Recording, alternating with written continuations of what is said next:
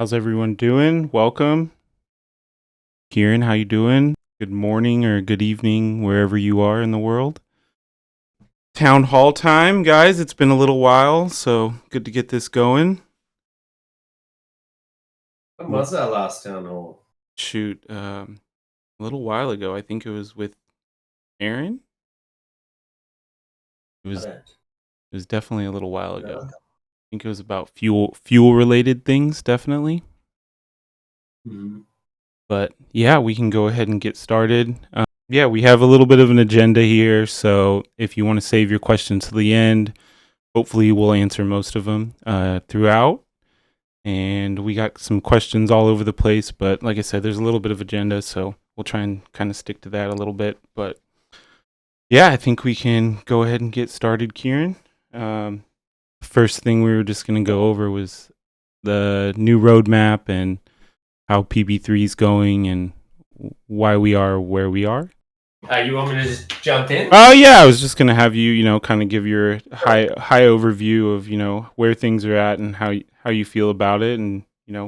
Yeah, look, it's obviously any delay is not great, and it's there are two sides to everything. The would love to be able to say things are ready when they're ready and not give estimates, which means that there wouldn't be delays. But the reality is we're building something out in the open. It's extremely transparent, and it's a weird thing having your community actually be your investors. It's not very traditional at all, and with that, we've bounced back and forth between do we give dates, do we give estimations, or do we not? And whenever we haven't given some kind of estimate, the frustration we feel like is a lot more than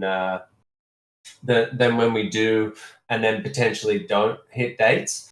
So while it's sad that we haven't hit it, it's not because we haven't been working hard. And I think the community overall get that. We show that we leak as much stuff as possible. You can see how often our team is online across the board from pretty much every single department. We've been going as hard as possible to hit that Q3 date, and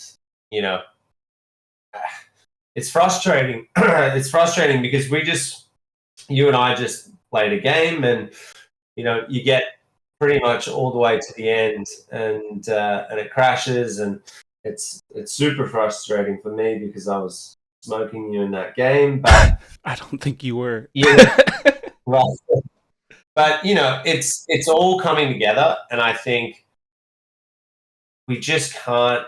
That after so much time, as much as we want to show you guys what PB3 looks like, it can't be done in this state. It needs to. We've got a few more issues that the back end needs to fix up, and then we can get it to a stage where we can send it over to the game design team and the QA team, and properly put in the testing that's required, and not to a point where there isn't going to be a single issue, or there isn't going to be little bugs here and there, right? Like we're not trying to do that, but we're to be completely transparent, we're not at that stage yet where we can hand it over to the community to start giving us feedback. Yeah, So, I mean, yeah, like honestly, like today, like we played several rounds, and we didn't. That's like what I was telling you earlier. Is I didn't crash once today. So that was the first. I mean, we had some other small issues, but like as far as crashing, like there was a lot of games played today for sure. So a lot of testing got done, which was nice to see. Yeah, and I mean it's things that even prior to it crashing, I wasn't able to, at the placement stage after I think round 3, I wasn't actually able to see my my deck anymore, and so it makes it not playable. So that's not a crash, that's a bug where, the inability to put out additional Illuvials makes the game very, very tough to continue. So it's little things like that we are working around the clock to fix. We've hired a bunch of back-end developers over the last 3 to 4 months. Again, the reality there, though, is it's a very complex system that we're building, and it's not a matter of just hire someone and in their first week they can start bashing out tickets to get things done. It takes a while to onboard people, and they're now starting to really find their feet and help out the back end, which has been our biggest struggle for the last 2 or 3 years, has been trying to find people that are good enough to be able to develop this back end. And we're finally at a stage now where we're getting people of extremely high level that are delivering what we need. So that and also just being able to accurately estimate things, bringing on Lance, our new senior project manager, he's going to be instrumental in being able to help us actually estimate things. And I don't think we should go away from putting out dates. I've said my reasons of why we shouldn't do that. And although we're not giving out dates, we are saying quarters that we think things are going to be released. I don't think we should go away from that, but we can certainly get much, much, much better at estimating things. And I think that will solve multiple issues that we have. Yeah, I mean, just I think Grant hits me up every day and asks me, how's the build today, and today I told him it's the best it's been in a few weeks, and it's totally testable for myself and him, and that's why I told you finally today. I was like, yeah, things are in a much better place, and that's the thing is I've seen the improvement. I download the build every single day, and I go in and I check it out, and I either can get some things going or I can't. And today was a good day. Yeah, definitely. It's I tried it back 2 months ago before I left, and it was not even close, right? Anything you did caused a crash. So certainly today, I can't wait to jump back into this build, because I think from the excitement the devs are showing, we're in a much, much better place. And this is what I mean about in that announcement, I said there's a very, very, very small chance that we actually do hit Q3 for this, because it is so close. It's frustrating when you're actually able to play the game, and there's been multiple people that have gone through full games without any crashes, and it just to be able to hit that date would be huge for us. But at the same time, it's important that, because people have been waiting so long, it's our first competitive mode as well. I think this is going to have a huge effect on how many monthly active users that we have, because this is the first game where it's actually intended to be super sticky, where you get addicted to it. And this is Arena I'm talking about, where you really get addictive. It's super competitive. There's leaderboards, and you try and do the best that you can. This is the first time that we've released something like this. It's not like the survival mode, where it's basically training. You're meant to learn the game, get as good as you can, and at a certain point it starts to become a little monotonous. And as people have said, after a while there's only so much that you can do. So we just got to get this one right. And the cool thing is we've got hundreds of thousands of people that have registered for this, that we can, and I'm talking specifically Arena again. We've got over 1 million people that have registered for all the games, and it's critical that we activate these players, and that is going to be a positive signal for every single investor, whether it be new investors coming on, existing investors, press, all sorts of marketing angles start appearing. If we can really showcase to people that, hey, it's not connected up to the blockchain yet, in the sense that you aren't actually able to own these characters. It is in the sense that deck builder is attached now, which I think is a really cool feature. But effectively, this is just another game that you would see in traditional gaming. And if we can activate, thousands and thousands of people on a monthly basis and keep them active, it's going to be huge. We don't want to release this early, start a marketing campaign and reactivating these players and have a poor experience. It's just not going to sit well for the sake of what could be only a very short delay. Like I keep telling people too, like with the deck builder, I think it's super underrated how much fun building decks is. Like I can sit in there for an hour and build a deck, just thinking about how I want to build it and how it's going to go into the game and what my opponent might do and how I can pivot if my opponent is there blocking my, first strategy. So do I have enough cards to like pivot? Like the deck builder is definitely underrated for how much theory crafting you can do in that. 100%. Absolutely. And how cool is it actually being inside the game? You update your deck and immediately you can see it in there. Like it like that's when it really hits, where you can connect up your IMX account, you can build that deck, and immediately it becomes available in your account in game. That was really cool for me. Yeah, definitely. The only scary part for me is once it's all live, then I have to actually go get these Illuvials that I want to build my deck. Yeah, exactly. Or you just wait and you buy them off the marketplace. Yeah, exactly.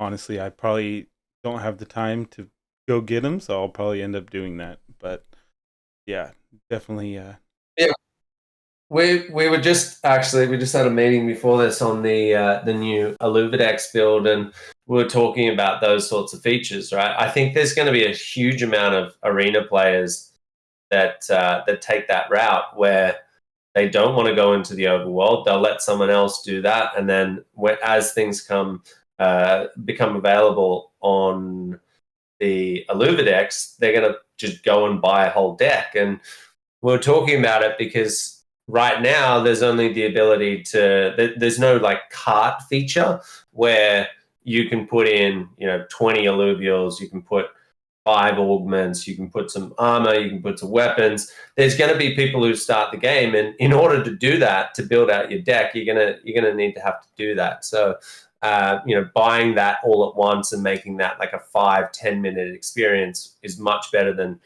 purchase doing single purchases per time.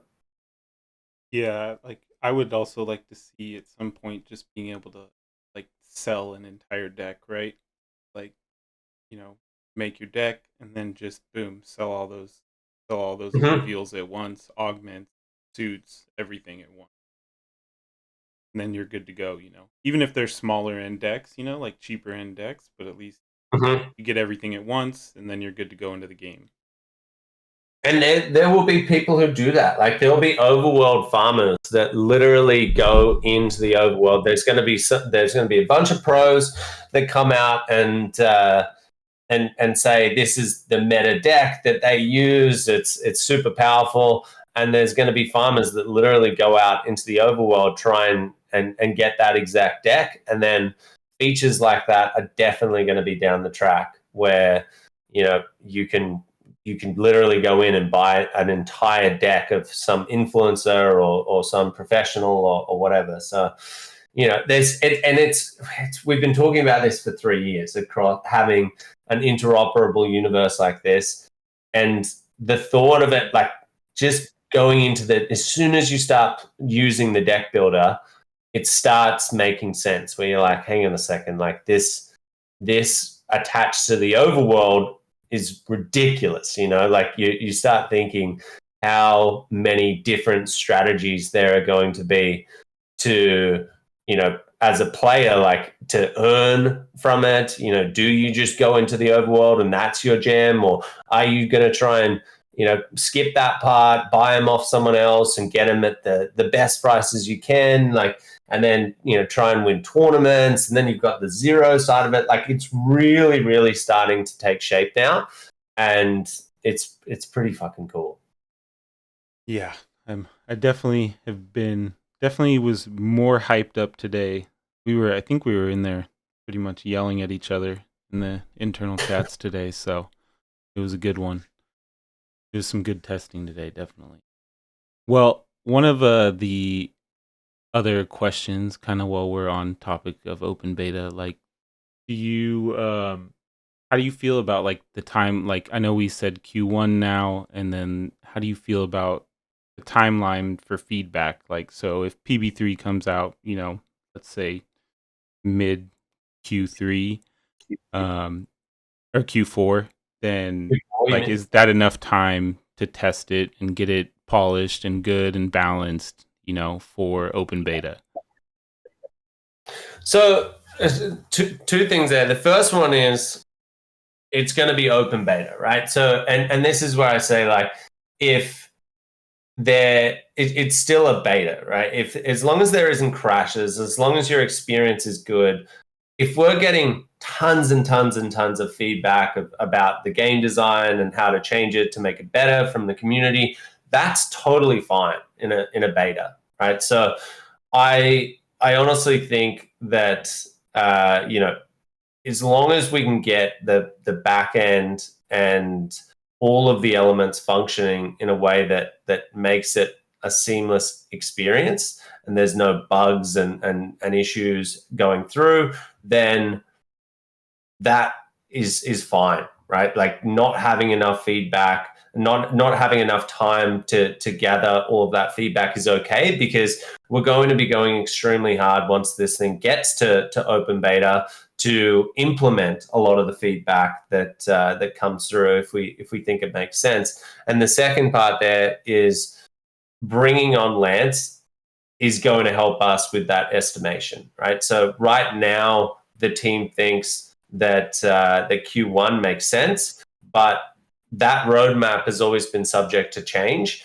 And if for any reason we get an idea, with the in-depth analysis that Lance is doing with the producers and the game design team and all of the departments that are required to get to open beta, if we feel like we need to push that date back, we will.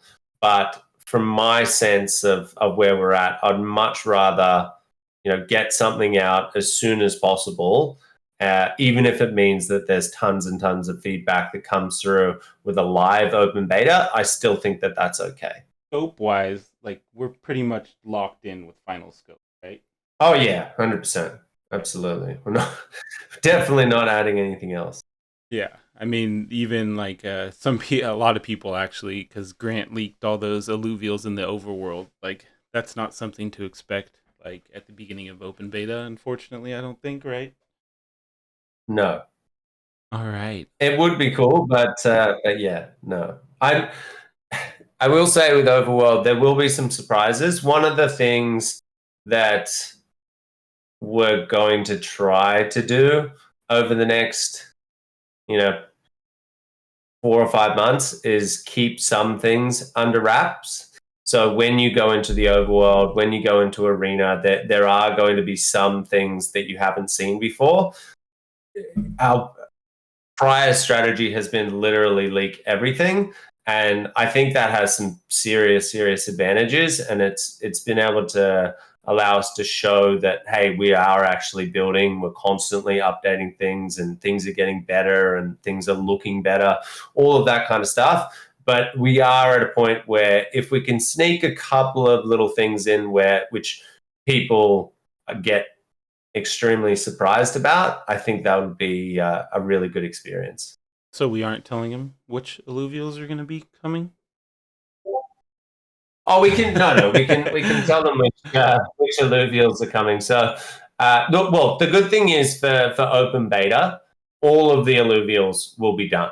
That's one thing. And to be honest, they would be done in the by Q4, right? There's like 4 or 5 lines that are a little bit tricky that we're finishing, but outside of that, every single alluvial is going to be done or would have been done with our initial date, and now that we've pushed it back, they will definitely all be done by open beta. So that's really cool. But in terms of what's coming for PB3, it's going to be my favorite little squid coming, stages 2 and 3. So unfortunately not squiz. And then the sloth lion, and then the water buffalo as well. Yeah. And like I ran around the overworld a little bit, and like I don't know exactly personally, I don't know like what the finalized state of PB3 will add in, but like even like the overworld has some updates, and I think actually maybe Grant said he'll come up and talk about them. Let me see. Sure. Look at that. You guys got a surprise. You lost Aaron, but you got Grant. Okay, cool. What was the question about Uh, specifically? we were just talking. I was talking to Kieran earlier about like the overworld, like what the new things coming to Private Beta 3 in the overworld. Like I know I just don't know exactly what you call it, but I know it like looks a lot better. Like when I was running around.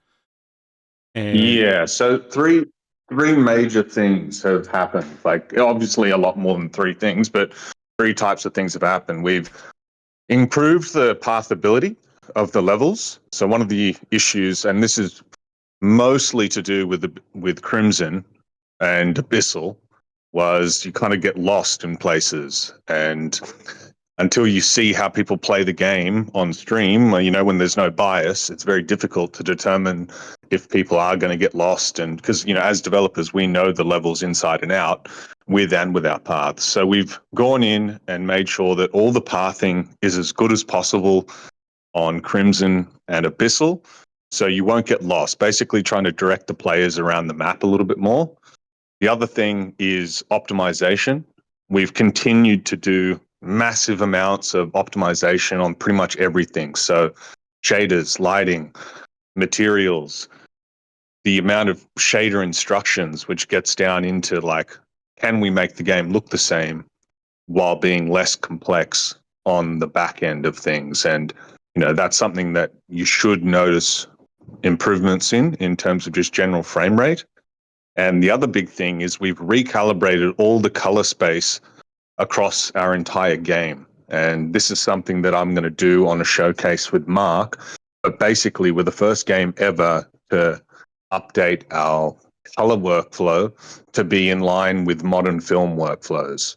So instead of all the textures being oversaturated, like you'll notice a lot of games that try and do things stylized, things become overly saturated and contrasty, and it can be painful on the eyes. So the big thing for us is people are going to be playing the overworld a lot, and we don't want people to have eye strain, in the overworld, in the auto battler, and that's very difficult to avoid in games that have as much saturation as we do. So we've completely recalibrated every single texture in the game, all the lighting, all of the post-processing, so that the game is easier on the eyes. And it's a subtle difference. It's not like the game's completely different now, but it just makes a huge difference to like how long you can play the game without getting eye strain, because now all the colors are correctly balanced and it just looks better in that sense. But the other thing is behind the scenes is that we've been working on the other regions. So we've been working mostly on Tiger Boreal, and now that's in a state where within, I'd say, 5 to 6 weeks, it would be beta ready in the sense that Crimson was at the start. So we are nearly at the point where 4 regions are playable, and that's only going to improve. And Mark's currently on holiday at the moment. He's back tomorrow. But when he gets back, we're going to discuss moving on to Halcyon C and re jumping into Halcyon C and getting that to a state, because the more the delays we've had don't slow down the art development. So the good news is that, even though there's delays on the auto battler side, as the art team can continue to push. So hopefully, we can't guarantee anything, but we've discussed potentially launching with an extra region for open beta. Now that's subject to is the region running well in the first private beta, but that's basically where we're at. We're discussing now, can we get 4 regions out for open beta? Or do we still launch with 3, but then launch 1, a month after and drip feed them that way? But ultimately, you'll notice major improvements in the regions. So, yeah. Nice. What's the other? Oh, go for it. So the other thing there is, with the delay with PB3 on the arena side, is it's given the game UI team the chance to overhaul and just polish the UI for arena and just make it a little bit more a little bit easier to figure out what's going on. And that's happening in the background. So that is an added bonus that the art team are able to do. And I think it's going to make it a much better experience. What's your favorite region starting to be, Grant? Well, Abyssal is by far the most complex region we've done. So Abyssal, in the first private beta we launched, the one that you are all currently playing, I felt really sucked. I really felt like that was rushed out, and that was an example of not really being happy. I was really happy with Crimson. We put a lot more effort into that at the time of release, but Abyssal could have been the best region in terms of the complexity and the scope we put into it. There's just so much more happening in that region. And now that it's had this polishing pass, you'll notice in the next update that it is way, way better, right? Way better in line with the other regions at least.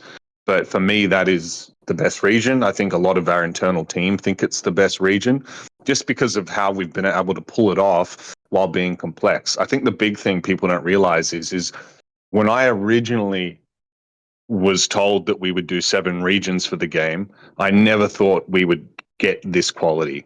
To be totally honest with you, I'm talking 2.5, 3 years ago.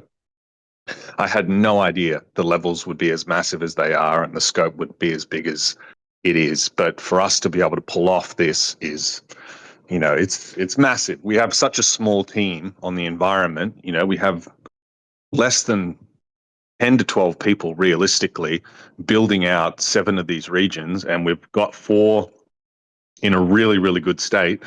We've got one other, 2 months behind that, Tiger, and then the other 2, to be totally honest, you haven't seen updates on them because we haven't been working on them.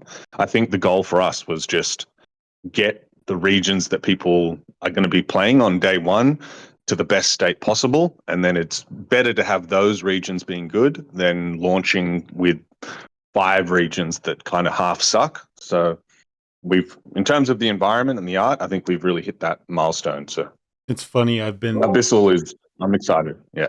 I've been letting my daughter play.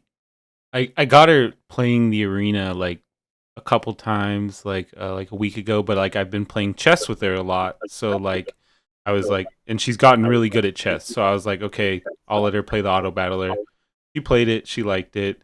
And then I was well, there's this other game. I let her try the overworld. I put her in Brightland because I was it seems like the easier level for her to navigate. She's only 6, right? So I put her in Brightland and she played a little bit, and I told her, she was enjoying it, but I told her, you can go to other regions. This is how you do it. She found Abyssal Basin and she was playing it, and I was like, are you sure you want to play this one? I was like, this one's a little bit more difficult. There's a lot of places to die in the water, or the acid, whatever. And so she's played it probably 4 times this week. And then I came in today, I let her play it, and I went to go do something and came in, and she was in Abyssal again. And I was like, why do you like Abyssal so much? And she's like, because it's difficult. And that was her only reason. She's like, I like it because it's Look, difficult. is that in the current version? Yeah, the current version. That would be in the current. That would. And I mean, it's painful in terms of level design and polish. Abyssal in what's currently playable, it just sucks. Like there's no way to tell where you are. There's no way to see if you're following a path towards something. And we've overhauled that massively. Massively. It's a different level now. Put it Yeah. that way. It's literally a different level. Like the lighting has improved. All the pathing has improved. The stability has improved. Like hopefully people get massive frame rate upgrades for that. But I mean, ultimately, whenever there is delays, like Kieran said, it's not like the team isn't working. It's not like, oh, we did things like in every compartment of the game slower than we'd hoped. It's one area that's been proving to be really difficult, and the rest has steamed ahead. So UI, optimization, new levels going in, all the NFTs are getting close to being done now. The high-res renders that Dimitri's been doing. So all the artwork in the game will be updated for open beta. You'll see all the final animated NFTs on the marketplace, which is going to be huge. So there's a lot happening. That was one thing I noticed immediately playing the current, like the internal build, was the Illuvials. Like the difference in the way they look. It's night and day. Like they look so much better. Well, it's only going to keep getting better. We know it's still beta. Like no one on the team and the art team is saying any of this is done. It's just we have an internal goal for open beta, and then anything after that is all bonus. So, like I posted in the town hall chat a couple of updates on the PvP battle board, and even that is being improved now. Like we've said to ourselves, okay, we've got a little bit of extra time up our sleeves. What can we do to make PvP better? And we're redesigning the battle board because the one that you've been playing is clunky and covers too much of the screen. So like we'll use this time to improve things as much as we can, and hopefully you guys love it. Yeah. I mean, I already dig it, so. And it's the other thing to consider. Sorry, man. Go. You go. No, the other thing to consider is once we go to open beta, you have to unlock the regions. And that is going to give us more time to be able to, even if we're able to have 4 regions, you still need to go and unlock them. And the whole idea is it's going to take a long time for people to unlock each region. So given that we've delayed to Q1, even if we get 4 regions in, it might even be the case that by the time they're unlocked, we will have a 5th region and potentially more after that, depending on how long it actually takes people to progress through the overworld. Sorry, maybe I cut off there. So I'm just saying there's actually more time than what people think, right? It's not like if we get 5 regions, you get all 5 regions to start off with. Like the whole idea is there's got to be progression through the overworld. Everyone is working towards unlocking it. There's going to be one person in the that's playing overworld that is lucky enough to unlock the next region, and then so forth and so forth. So, it would be awesome if we could get an additional region in, if not 2, by the time that they're unlocked. Yeah. I think we got a lot of overworld and PB3 and open beta covered. We'll take some more questions at the end if you guys have them, but I figure while we have you up here, Grant, can you give us any art updates or any updates you have on Illuvium 0? If you have as far as I'm aware, we've on the art side of things been locked off on Illuvium 0 for a while now. Oh, okay. The technical implementation of the set extensions is still underway, I believe. But I mean, we were grinding on Illuvium 0 for like a year from the time of updating that. So like Dimitri and myself, to be totally honest with you, were kind of just over it at that point. Like there was so much community pressure to improve it, and now I feel like we got it to a really good state. So at this stage, it's just doing, like, we've been doing things like implementing the hollow versions of Illuvials for you to display in Illuvium 0. But until we get to a beta state and get feedback from the community, we probably won't update things like the raw art. The big thing was set extending so that you can see your entire plot, and the art for that is done. So Yeah, nice. Yeah, I'm looking forward to that feature. I know a lot of other people are when they first talked about it, and I know Dimitri. Dimitri went from one thing to another, and now he's grinding out NFTs like a madman. yeah, like we both are, because there's not just the Illuvial NFTs. Every single piece of artwork in the game, we're treating like it's a valuable product, because all the NFTs can be traded. We don't want them to feel, it's just another random piece of shit. Even if it's not rare at all, you still want it to look cool. You still want it to be high quality. I will say the one cool thing that one internal update that's related to the NFTs is, up until about a month ago, we hadn't tested the ability to actually bring in 1080p or 4K video into Unreal, because the idea was that in the user interface, whenever you're going to an Illuvial, you see it full screen, and the user interface is built around that full screen artwork. And there are technical barriers to getting that functioning. Like, we've tested 4K and it causes stuttering, so we've had to drop the resolution in game down to 1080p. But at 1080p, the game's package will only go up a few gigabytes in size. So say now it's 20 gigabytes, the final package would end up being around 25 gigabytes with all the video, because obviously we can't just launch the game without the video for the NFTs. But that one feature alone, to me, just shows kind of where we're going with all the user interface stuff. Like, user interface right now in the game, it's still, even when we get to open beta, I don't think any of us will be happy with that. And that's just the way game dev goes. User interface is usually something that comes last. But, now we're finally solving, like Andre has freed up, since he's gotten back from his holiday, he's starting to blast through some of these issues that we weren't even sure would work correctly. And, they're major things that, now that we know they work, there's like a lot of pressure off in terms of getting this open beta ready from the art side. Some people wondering about, fuel pool, how that's looking, and like finalizing traveling costs, and how much it'll fuel will cost, stuff like that. Like, I know a lot of it's hinging on council, but any updates on that?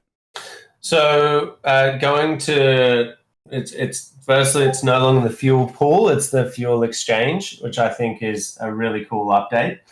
The idea that it's much more simple, it's just a typical order book, I think is going to be much more relatable to everyone, and a much more seamless experience to just go and buy and sell fuel. In terms of pricing, we haven't fixed that yet. There's obviously been a ton of discussion, and you're right, there's been the council that has been helping out with that, and obviously the game design team is working with the gaming sub council very, very closely on what they think. I think from my perspective, we need to keep it accessible to people from the mainstream. We've spent so much time on making things like having IMX Passport, which is the custodial wallet solution that essentially allows people to play the game without them realizing that that it's a blockchain game, and takes away all of the signing of transactions and stuff like that. I think it would be crazy to put the pricing at a level which is not accessible for mainstream audiences, but not even accessible, just jarring in general. And I think the entire gaming council and even our internal team thinks that that's the case. We obviously have introduced this upper bound on fuel, which is I think it's okay to start. Like I think a lot of people know my thoughts on limiting things like that. I would much prefer in the end that we go to a completely open order book in the sense that it doesn't matter what pricing of fuel goes to. It's completely up to what people are willing to pay for it. But to start off with, we are going to have that upper bound, which means you're never going to pay over a certain point, which again I think keeps it reasonable for new mainstream gamers that are coming in. And if it goes lower than that point, then you're just going to get a bonus of fuel when you purchase it, which I think that feels good as well. So that's really cool. In terms of where we're at in actually building that exchange, Chris believes that we'll have a testable version next week, which I think is really awesome. And yeah, so that's where we're up to in terms of the build and pricing. So I would assume that over the next 2 or 3 months, we'll confirm exactly what the price of travel and forging and stuff like that will be. But yeah, I think making it accessible to mainstream gamers is the most critical thing. Like the IIP 39, which was regarding a few things, but one of the things was, changing the land sale format to these like smaller land sales. Some people disagree, I guess, and some people agree? I guess, what's your thoughts on why it's beneficial to do it this way? Well, we've got a lot more learnings now and we have a lot more knowledge, and I think it's sensible for us to, instead of just saying, we're going to go out with 20,000 land plots and we're going to do that 5 times, making it more extendable for people as they come into the ecosystem. We can really work out, okay, at what point should we be adding additional plots and how many should we be adding? If we're cornered into only releasing 20,000 plots every single time we want to do a land sale, we might get into the position where there's not enough players that are consuming that land, and you're essentially you're diluting that the amount that those landholders can earn without actually having the buyers on the other side. So this is a way to make it a little bit more controlled. And of course, this is not, we haven't changed the fact that the council are the ones who decide when we do land sales.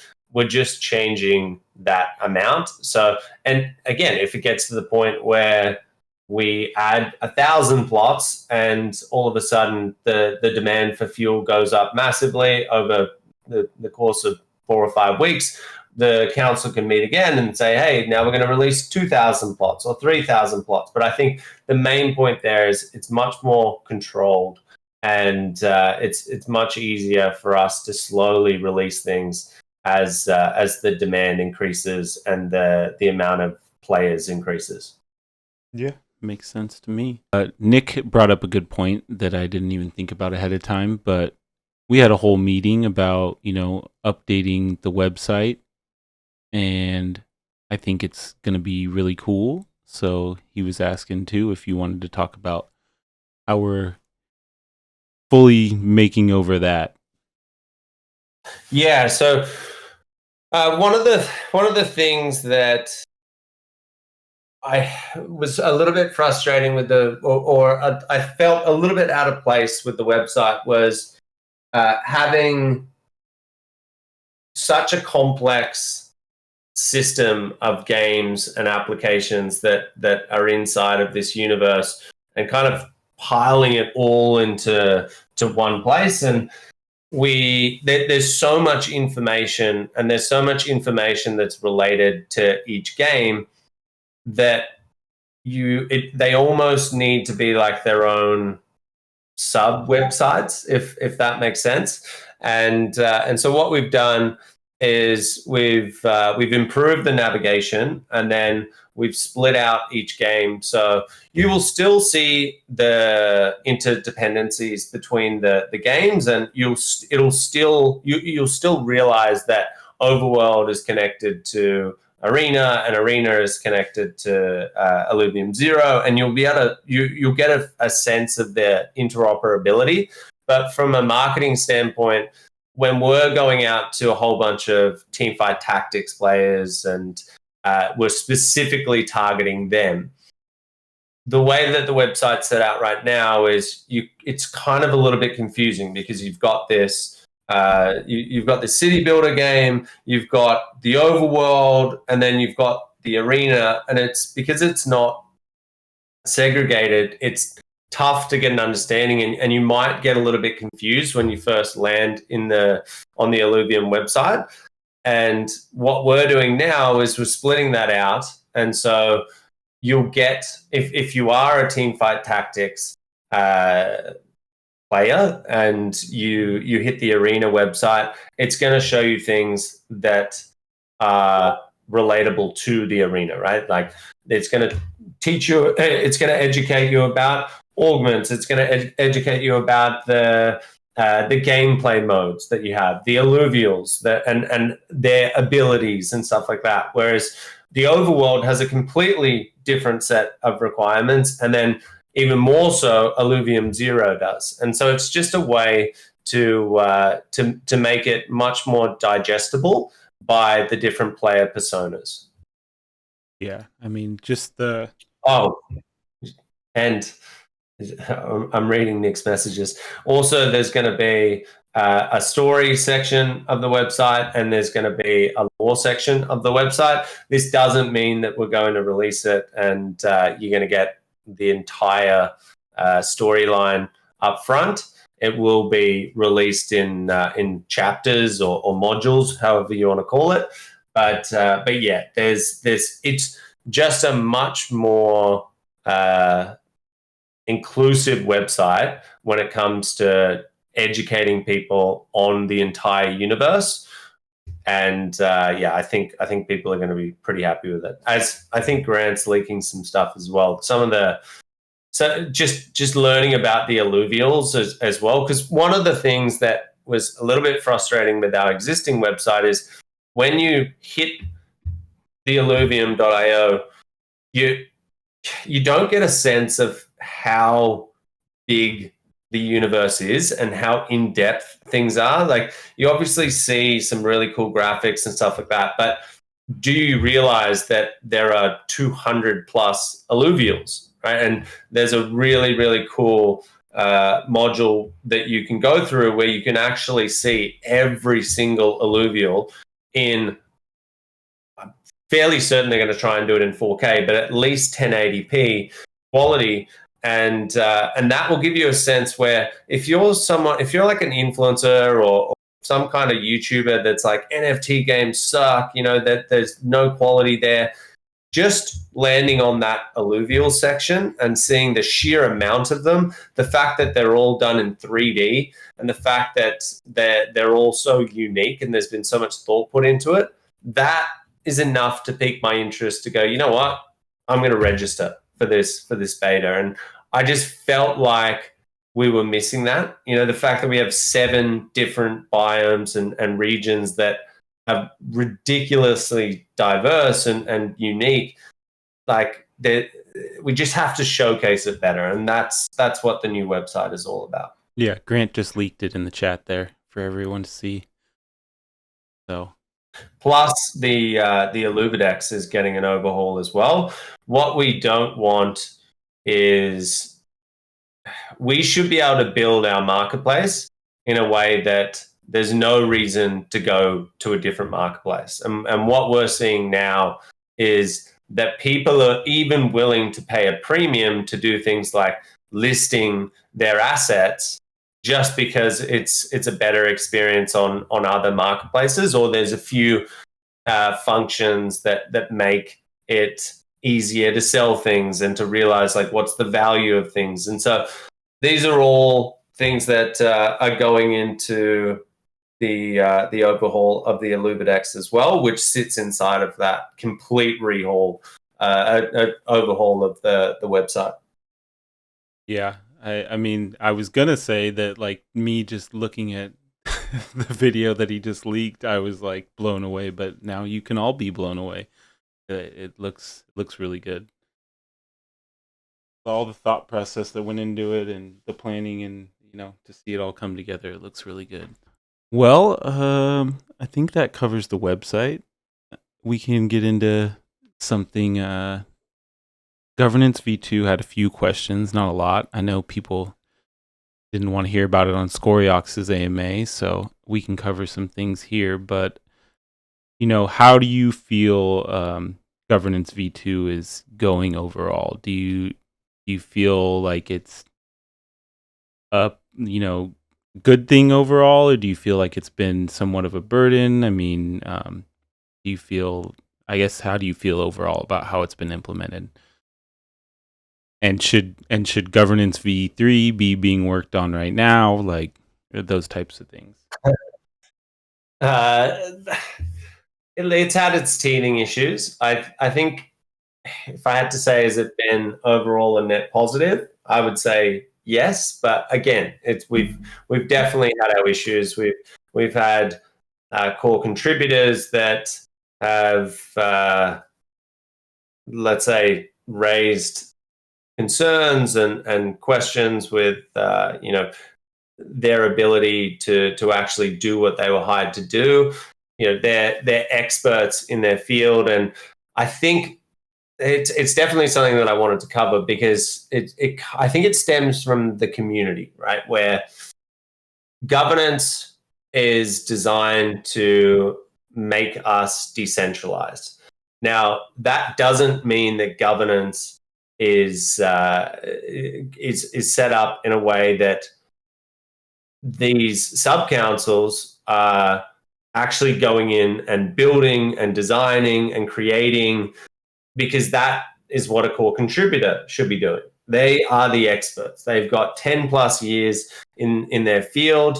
And when the lines start to get blurred between, hey, I'm meant to make a decision on what the team thinks versus I'm actually going to go and build this and then make a decision, or I'm going to design this pricing and then make a decision, it kind of gets a little bit messy because you've got people who it's their job to go and design a system or to set pricing and stuff like that. And it's more the governors of the system to say, yes, we agree with that, or no, we don't. Now, obviously, it's very much a gray area, and that's why I say there's some teething issues there, because anyone in the community has the ability to create an IIP or an ICCP, and that can get voted on. So it is a little bit blurred when it comes to like core contributors and just any ILV holder that wants to put something in place. But I would say outside of that, and again, I think the reason for that as well is there's somewhat of community pressure, let's say, that is put on those council members to say, do something, right? Like, you have been voted in, you've also been paid by the DAO, so we expect you to go and do something. And so there's a lot of pressure from that end. And so I totally get why some of these sub-councils are, and some of the members are trying to really sit there and justify their the payments that they're receiving. But at what point does it come at a cost to the DAO where they are the ones who are really pushing a game design decision or a marketing decision or some kind of strategy decision? And realistically, maybe this is solved in governance v3, but right now where we stand, they're pushed into doing more and making those decisions and creating those systems without the context of a core contributor. Now, we have issues internally with some core contributors not having a full understanding of how things work, or like the amount of context that you need, the amount of hours you need to spend. I touched on it earlier on with onboarding. It takes 3, 4, 5, 6, 7 weeks to understand all of the different systems. We literally are building, we have 24 projects that we're working on at once. It's very hard, even for experts in their field that have all of that context, to be able to design a system or create a marketing campaign or sign a partnership or all of these and work on the finances side, the economy side of things. It's very hard for them to do it. For someone to do it in a sub-council that doesn't have all of that context, it's almost impossible. But when you've got this pressure on the other end saying, you're getting paid, we want you to do something, I can see how it's come about where we've got this sort of power struggle of like, we have to do something because we've been voted in to do something. So let us do our thing. And then you've got the other guys on the other side that are like, well, I've been employed to do this, and I'm an expert at this. I've done this my entire life. I specifically know exactly what to do. And so I think everyone needs to take a bit of a step back from the expectations on what the sub-council members and what the IMC are actually put in place to do. It's to ensure that we are decentralized and that, no, we don't get to make the decision as the team members, but we get to propose what we think is the right thing for us to do and how to build the game, design the game, what financial decisions we should make. And, that is where it should lie. And then it's up to the council to say, yes, we agree with that. Not let me go and start building, start designing an Illuvial, or, hey, we'll go and perform a capital raise for you. Like, all of that kind of stuff is a little bit farcical, I think. So that's kind of where I'm at with governance v2. But I think overall it has been a positive. There hasn't been too many of those issues, but yeah, there's certainly, like anything, this is brand new. It's the first studio that has implemented this type of decentralization and governance. You're always going to run into some issues.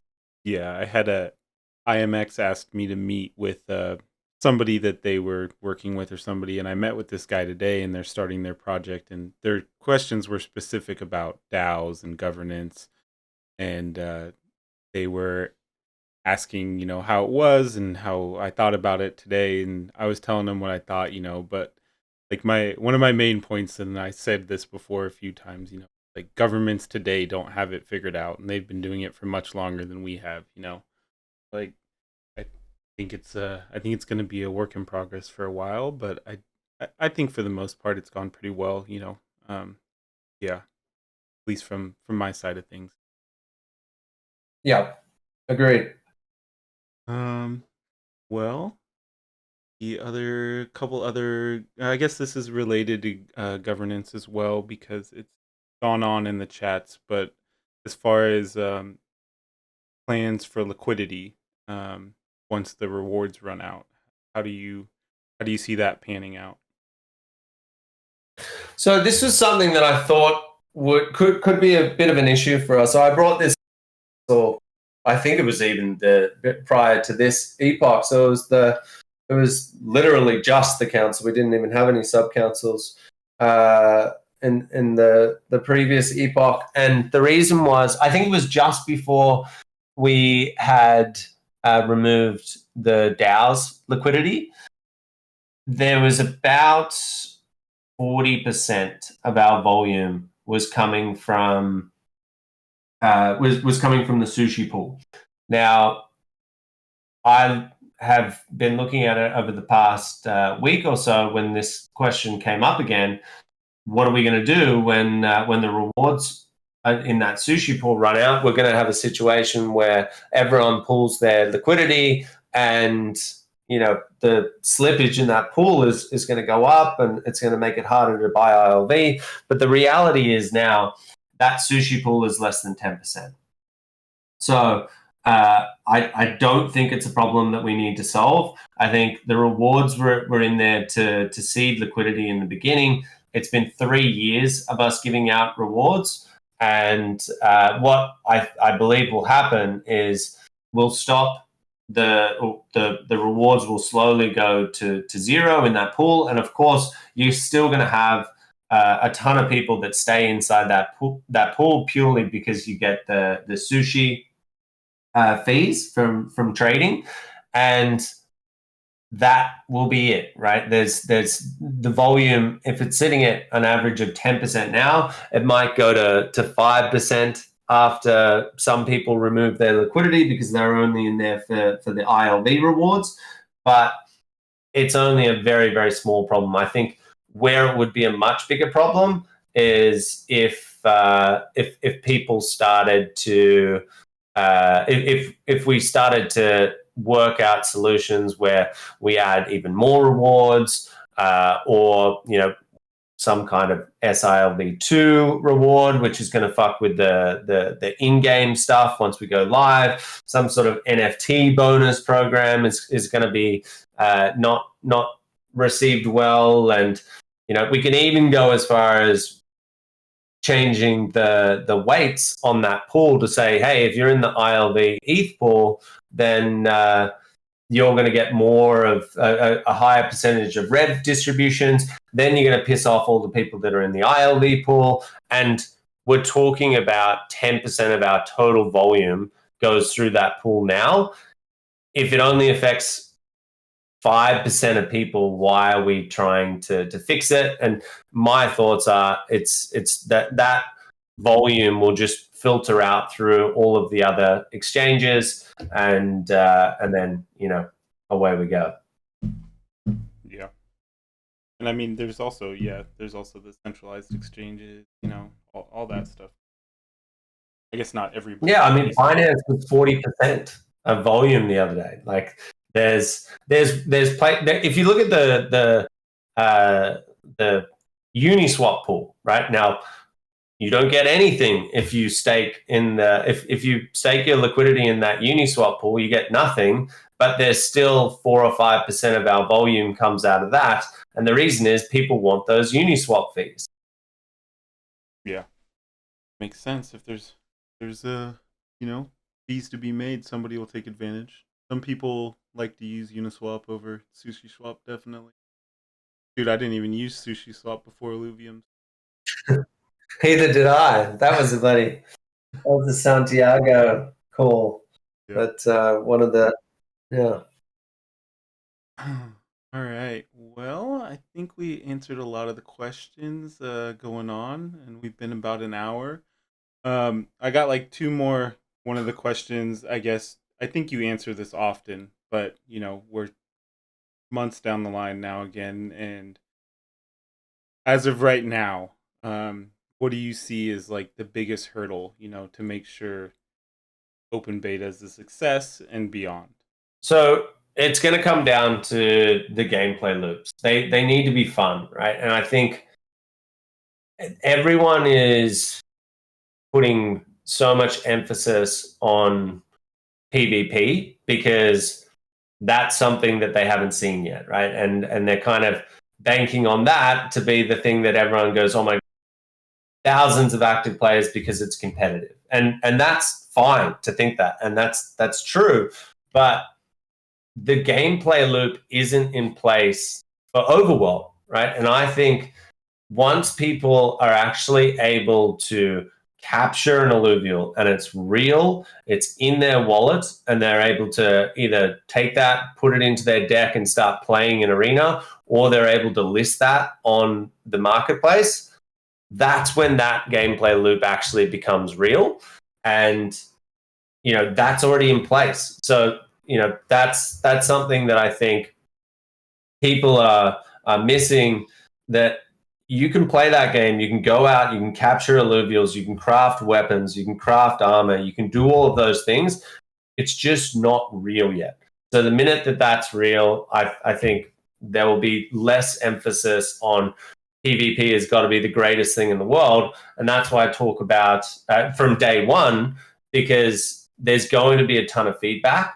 And we've just got to make sure in this private beta 3 and 4 stage that we implement as much of that feedback as possible across Overworld, across Arena and Illuvium 0, and we make sure it's the best experience possible for open beta, because that's going to be the biggest hurdle, right? Making sure that the game's sticky, making sure that we can honestly say to ourselves, I would recommend these gaming experiences, whether it be to a Pokemon player or a TFT player or whatever, that this is a better experience than what you're used to.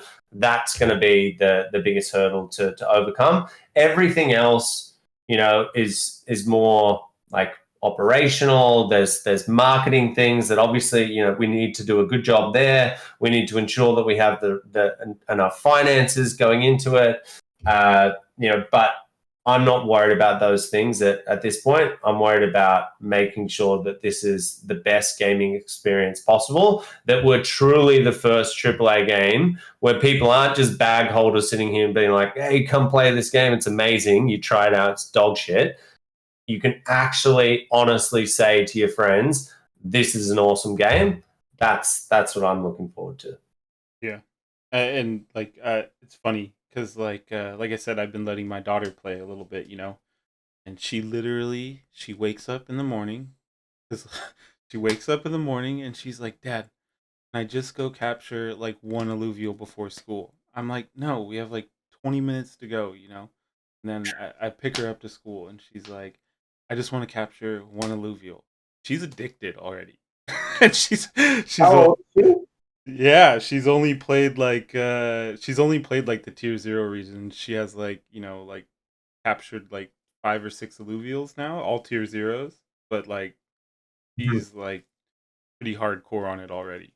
Like she won't leave me alone about it. And like I have it on my I have it on my PC, so I don't have it on my Mac yet cuz it's a little bit older and I don't know how it will run, but I'm like I have to work. Like you cannot play on the computer right now. Like so, but yeah. There's also there's no validation there, right? Like the validation that a player is going to get when you go out and capture something, and even if you're not planning on selling it, even if you're not planning on playing it on the marketplace, in Arena, there's something about that validation to say like this is one of the highest stated atlas in the world, right? Like that validation is what I think will create the stickiness where you're like, all right, now I'm going to go out into the world and find the best alluvials that I can, and you constantly get validated from a gameplay standpoint, from a uniqueness, and then that last thing, which is definitely a possibility, is the potential financial reward that you get by knowing that you have caught something that is super rare. All of that in place, and I think even the overworld in its state now becomes 50 times more fun. Yeah. No, like and like what I was getting at too with like her being so happy to play it, like she doesn't know that she owns them, or will, like if she was playing the real game, like she doesn't know that. Like she's just like super stoked to like go catch these, have them. Yeah, it just showed like I mean, mind you, she hasn't played many video games, but like, it just shows that like it's enjoyable already as it is, to people or to kids at least. I would say my daughter at least. So it's yeah, it's pretty. I mean, that's where the graphics come into play, right? Like these characters, they're amazing, right? Like they're 95% of the reason that people get attracted to our project is they see these Illuvials and they're like, oh my God, that it resonates with them. It's like a modern form of Pokemon. And if you can remember back to when you saw those 2D little guys on those cards, like it invokes something in you, and you really, really feel like, I just got to get every single one of these. And that's why she's waking up. She's like, got to get one more, got to get one more. So no, I feel her pain. Yeah, definitely. Mind you, like she's only played like a couple games. I only like let her play like some Roblox here and there and some Minecraft. It's like that's the shittiest graphics you could possibly have in a game. So like, but yeah, she's definitely. Okay. What about I know I don't want to steal any of Skoriox's questions, but I'll just leave it for him then. Never mind. Um, What is it? well, see, now you're I gonna mean, ask me. No, it was you somebody. waited. Somebody was asking about a Luvafest. I figured, you could have one fun one here. Oh God, I haven't even thought about it. Like we're so fixated on games out. It's definitely something that we want to do. It was always going to be like a year, possibly even a year and a half after we launch. So whenever that happens, we'll definitely look at doing those sorts of things. It's obviously something on our radar. I think it'll be a ton of fun, but in this market, I don't think. I don't think conferences or festivals or whatever live events are going down too well. So I'm not too unhappy about us pushing that one. Yeah, yeah. Is there anything else you wanted to touch on before we go ahead and end this off? Well, I think that's pretty much it. I'll just say, like, there's so many people that I see that are listening that have been here for 3 years, and I just want to say we appreciate you guys holding on. Like as Grant and I were touching on after the delay, we don't take these things lightly, right? Like it pains us to do this, but the wait will be worth it, right? Like the amount of polish that the team is putting on these products and these games is insane. They're working around the clock, and we get the motivation from you guys, the community. Like you have no idea when we hear these positive things from you guys, and I think the overall message from the community was, don't rush it and make sure you get it right. And we really, really appreciate that. I think people have gotten to a stage now where they get that we're not sitting here slacking and saying, oh, we haven't fucked up a whole bunch of things, and that's why we're asking to delay things. It's because we want to hone in on this and make it the best experience possible. So all I would say is just that A, we appreciate that a ton, and B, those positive words of reinforcement that you give the team, they read it, they see it, they read it, and they, when you're working ridiculous hours, and you have been for the last 3 years, it's that type of motivation that helps us get up every single morning. Yeah, definitely. I always tell like my wife that just feel like I talk to Dimitri on maybe daily, and I'm like, Dimitri's like, I feel like I'm gonna die sometimes. and You said that to me the other day. I'm like, what is this, your fifth death in 3 years? Come on, man. Yeah, so I always try to and like you said, it pushes me to do more and be better, because like I see how hard like everybody's working. Like talking to Nick today about how much like ass kicking Neil's been doing, like just everybody all the way around is doing amazing all the time. And it definitely, I feel like it pushes everyone else around you, to be better and do better. So it's definitely good. Yeah, always nice to hear nice things from the community. Totally. Yeah. And I'm not sitting here saying like, hey, just piss in our pocket and tell us we're amazing. You know, we can't put a foot wrong. I'm not saying that at all. And that's why, you know, when the people that were frustrated, we've got to take that. You know, we have to get better at estimating things. I feel like we have gotten much better over the years. But so, yeah, you know, tough criticism, totally. We accept that. We're not immune to hearing bad things. But I just wanted to make it clear that, you know, we understand your frustration, and we really appreciate the overall stance of, you know, just get this right. We've come this far. You know, what's holding on for a little bit longer? All right. Well, we'll go ahead and end it off there. Thank you, everyone, for coming. Good to have everyone come out and appreciate it. Awesome. Cheers. All right. Later, guys. Thank you. Yep. Cheers. Bye.